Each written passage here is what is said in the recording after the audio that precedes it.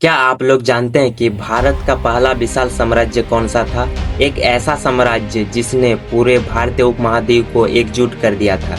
जी हाँ, हम बात कर रहे हैं मौर्य साम्राज्य की, जिसकी शुरुआत चंद्रगुप्त मौर्य ने किया था और जिसे महान सम्राट अशोक ने अपने ऊंचाइयों तक पहुंचाया। तो चलिए जानते हैं मौर्य साम्राज्य का इतिहास। मौर्य साम्राज्य की स्थापना 322 ईसा पूर्व में हुआ था और इसके संस्थापक थे चंद्रगुप्त मौर्य। कहा जाता है कि चंद्रगुप्त मौर्य को महान गुरु और रणनीतिकार चाणक्य का मार्गदर्शन मिला। उस समय भारत में नंद वंश का शासन था और चंद्रगुप्त और चाणक्य ने मिलकर नंद वंश को हराया और मगध पर कब्जा कर लिया। इसके बाद चंद्रगुप्त मौर्य ने धीरे धीरे अपने साम्राज्य को पूरे उत्तरी भारत में फैलाने शुरू किया। उन्होंने यूनानी शासक सेल्यूकस निकेटर को भी हराया, जो कि सिकंदर के थल सेनापति थे, और कई हिस्सों पर अधिकार कर लिया। चंद्रगुप्त मौर्य के शासन काल में मौर्य साम्राज्य बहुत तेजी से बढ़ा और उस समय मौर्य साम्राज्य लगभग पूरा उत्तरी भारत,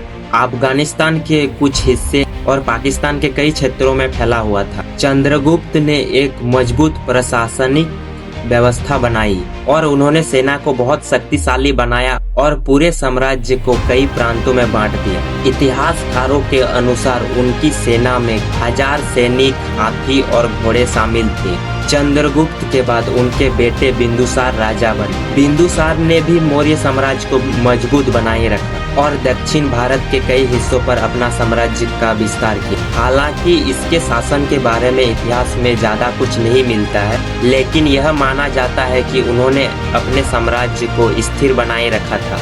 बिंदुसार के बाद उनके पुत्र अशोक राजा बने। अशोक को भारत के सबसे महान शासकों में गिना जाता है। शुरुआत में अशोक एक बहुत ही शक्तिशाली और कठोर शासक थे। उन्होंने अपने साम्राज्य को बढ़ाने के लिए कई युद्ध लड़े, लेकिन कलिंग युद्ध ने उनकी जिंदगी बदल दी। इस युद्ध में हजारों लोगों की मौत हुई। इतनी तबाही देखकर अशोक को बहुत दुख हुआ। इसके बाद अशोक ने युद्ध छोड़ दिया और बौद्ध धर्म को अपना लिया। उन्होंने शांति, अहिंसा और धर्म के संदेश को पूरे एशिया में फैलाया। अशोक के बाद मौर्य साम्राज्य धीरे धीरे कमजोर होने लगा। कमजोर शासकों और आंतरिक समस्याओं के कारण साम्राज्य टूटने लगा। लगभग 185 ईसा पूर्व में बृहद्रथ मौर्य की हत्या के साथ मौर्य साम्राज्य का अंत हो गया। मौर्य साम्राज्य भारतीय इतिहास का एक महत्वपूर्ण अध्याय है। यह वह समय था जब भारत पहली बार एक विशाल साम्राज्य के रूप में संगठित हुआ।